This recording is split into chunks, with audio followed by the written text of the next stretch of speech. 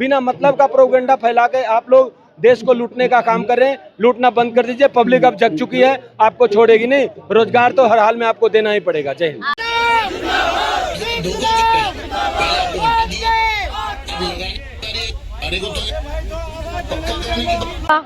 होगा होगा होगा कब, ये तो बताओ, होगा कब। मैं आपको बता दूं कि इस वक्त मैं सिविल लाइंस में मौजूद हूँ। बारिश हो रही है और बारिश में जो सिविल डिफेंस वाले जो लोग थे वो लगातार रोजगार के लिए सड़कों पे बैठे हैं। उनका मानना यह है कि उपराज्यपाल जो है, जो दिल्ली सरकार है, हमारी बात सुने और हमें जल्द से जल्द रोजगार दे। आम लोग ही नहीं जो यहाँ पर रोजगार के लिए आए, दिल्ली पुलिस भी वहाँ पर लगातार स्टैंड है और उनके साथ साथ उनकी गाड़ियां भी है। और लोगों की सिर्फ मांग यही है कि भीगते रहेंगे बारिश में, लेकिन अपना रोजगार लिए बिना जाएंगे नहीं। तो देखिए यहाँ पर कुछ लोगों से बात करना भी चाहूंगी मैं। क्या नाम है? उर्मिला देवी।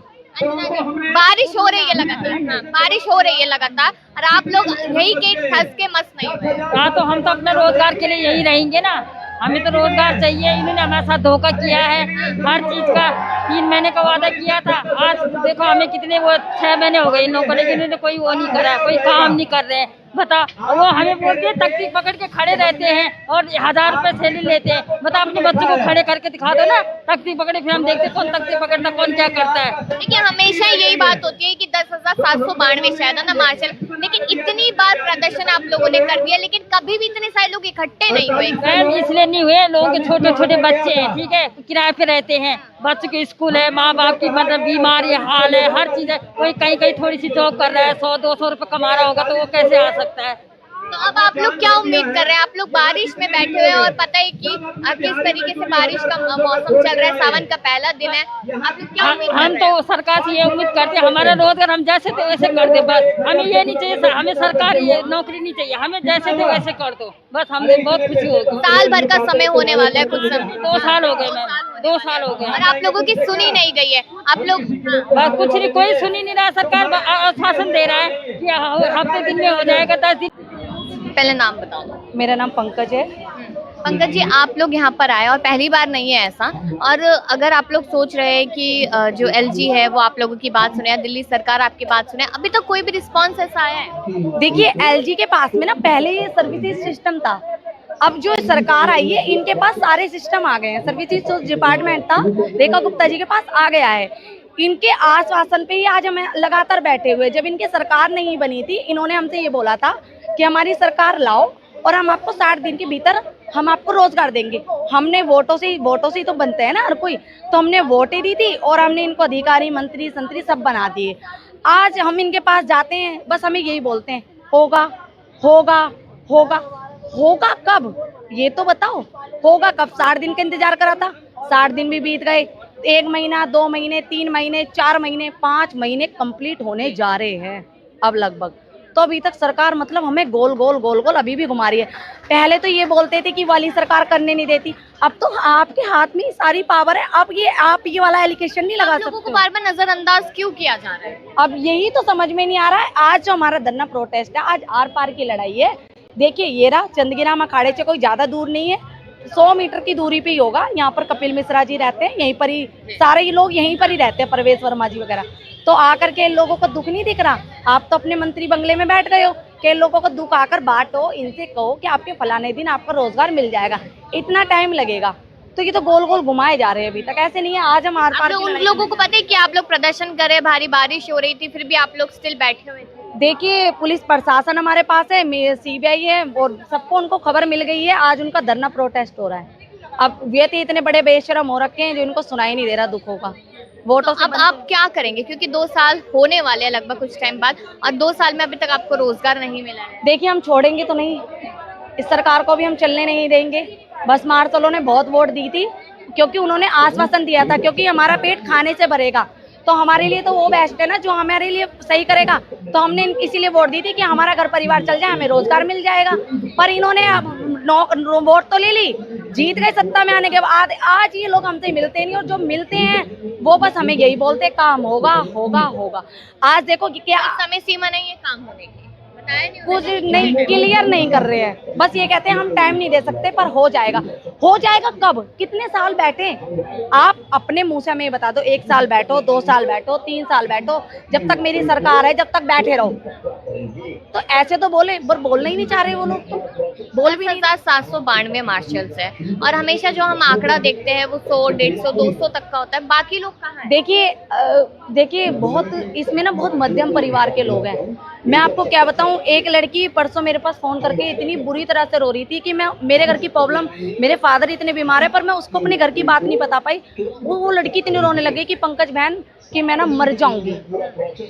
अब वो बेचारी क्या कर रही है, उसकी क्योंकि एक बेटी है, हस्बैंड उसका गुजर चुका है, 5,000 रुपए में झाड़ू पोछा करती है वो, 5,000 में अपना घर परिवार चला रही है। अब बताओ, ऐसे लोग परेशान है। जैसे बड़े प्रोटेस्ट है उसमें हम सारे 10,792 लोग हैं, बाकी तो आप समझ सकते हो कैसे रोज रोज आ पाएंगे, घर परिवार भी चलाना है, क्योंकि रोटी पेट खाने से ही बढ़ता है।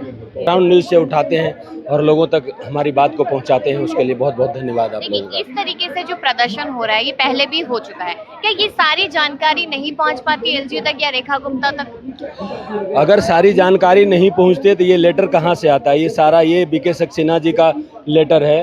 ये उन्होंने कहा है कि सिविल डिफेंस के लिए क्या क्या होना चाहिए। ये विजेंद्र गुप्ता जी का है, ये विनय कुमार सक्सेना जी का है, ये उनका ट्विटर हैंडल है। ये उन्होंने प्रोटेस्ट किया है हमारे लिए, ये उन्होंने प्रोटेस्ट किया है हमारे लिए। ये सब अगर उन नहीं पहुंचा तो ये सब कहाँ से आया? उनको एक एक बात का पता है, हमारे बारे में सब कुछ मालूम है उनको। जानबूझ के उन्होंने हम लोगों से झूठ बोल के वोट लिया, झूठ बोल के सरकार बनाने में कामयाब हुए और झूठ बोल के आज तक अपना काम चला रहे हैं। कोई काम नहीं कर रहे हैं दिल्ली के अंदर, कोई काम नहीं कर रहे हैं।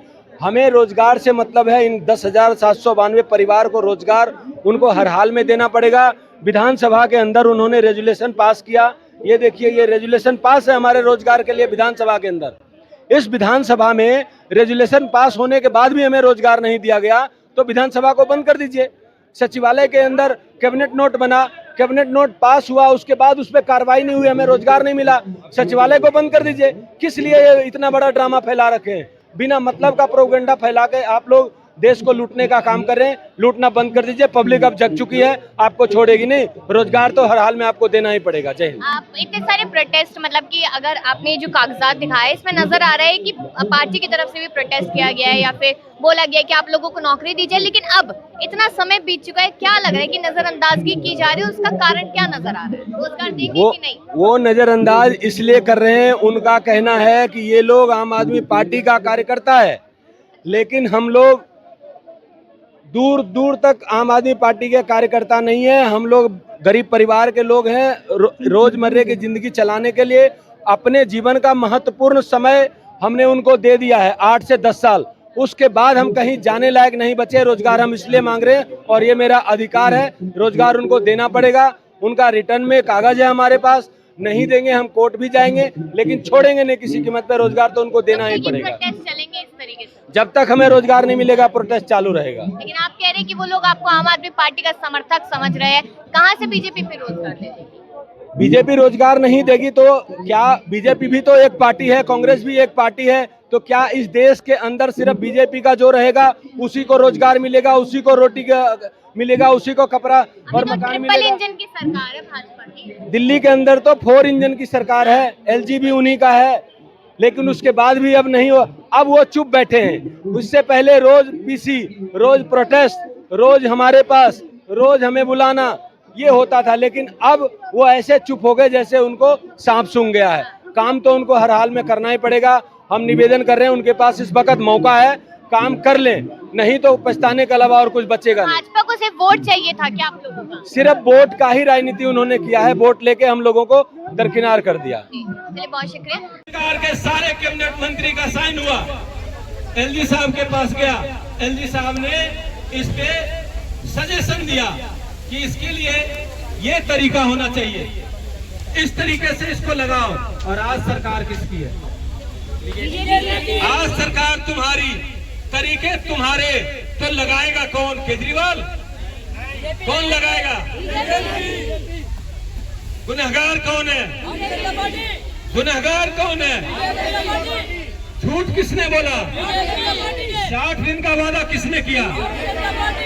उन्होंने ये कहा था, विजेंद्र गुप्ता जी का ट्वीट है, ट्विटर दिखाओ, चलो उनका ट्वीट है। उन्होंने कहा हमारी सरकार बनाइए, हम सरकार में आएंगे, 60 दिन के अंदर अंदर आपका पक्का रोजगार का व्यवस्था करेंगे। बोला था कि नहीं बोला था? और क्या आज 60 दिन पूरे नहीं हुए? 60 दिन हुए कि नहीं हुए? डबल से भी ज्यादा हो गए। तो ये कहां सो रहे हैं? हमारे रोजगार का कागज लेके ये कहां सो रहे हैं? इस इंतजार में है कि वो कम हो जाएगा। ये सरकार जब तक हमें रोजगार नहीं देगी, अगर मुझे 5 साल भी चलाना पड़ा धरना, तो ये प्रेमजीत चैलेंज के साथ कह रहा चलाऊंगा और रोजगार भी डालिए, छोड़ूंगा नहीं। सरकार बदल जाएगी तभी तो रोजगार आएगी। अगर रोजगार लेने के लिए सरकार बदल सकते हैं तो रोजगार पाने के लिए हटा भी सकते हैं। सरकार हटेगी, पूरे भारत में सरकार आने नहीं देंगे। हम 10,792 लोग पूरे भारत में, इतिहास गवाह हो जाएगा। हम प्रचार करेंगे कि हमारे साथ ये हुआ, मेरे पास कागज है, विद एविडेंस है। झूठ किसने बोला? झूठे वादे किसने किए? अगर बीजेपी ने झूठे वादे किए तो उसको सच्चा करने का पावर किसके पास है? तो कौन करेगा? हमारा इंसाफ कौन करेगा? हमारा इंसाफ आपको देना पड़ेगा, नहीं तो इंसाफ हमें छीनना पड़ेगा। मजबूर हैं हम, लाचार हैं, गरीब हैं। गरीब परिवारों को इस तरीके से सताओगे और राम के नाम पे वोट मांगने आओगे तो राक्षस का काम करोगे और राम के नाम पे मंदिरों में पूजा करवाओगे, ये कदापि नहीं चलेगा। अरे राम के भक्त तो हम हैं जो अपने बच्चे परिवार को किसी तरह से रोजमर्रा की जिंदगी जीते और पालते हैं। हेलो वो चलाओ, इसका चलाओ, विजेंद्र गुप्ता जी का चलाओ लेक्चर।